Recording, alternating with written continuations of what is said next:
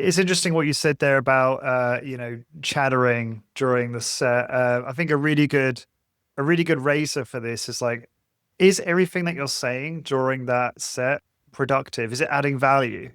And I think Discover Strength, which you mentioned, Luke Carlson earlier, have a great system for this, where it's like if you're not providing corrective feedback, like correcting form or reinforcing positive behavior, like great job on that turnaround, whatever it is.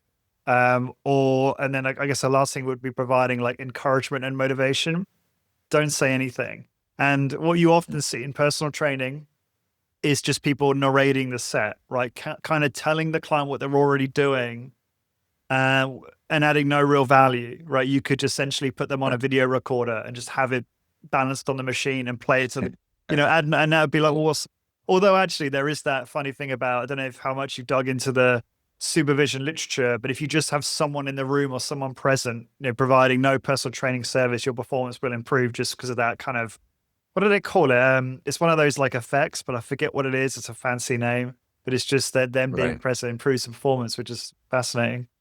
Right. So Yeah, I told my wife yeah. that when I was training her, and being the funny woman that she is, she said, "Well, could you just stand there and not say anything? Really be better." Stood there, didn't say anything. Anyway, My wife's the same. When I train her, I don't train her very much these days. She sort of probably prefers to train by herself.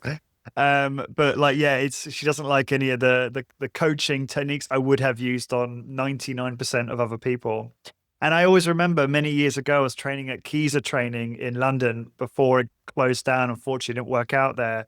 But if anyone who knows Keyser is familiar with their model and that they have the best machines, the best medics machines. Um, and we used to train there in London, and I had a workout there where she wasn't really training me. She was kind of just hanging around and supervising me. And I think just because she was there and it was like early on in our relationship, and obviously the testosterone, everything's going, and I did my best performance on every of machine, and course, I'd of plateaued for weeks, course. It's funny how that works.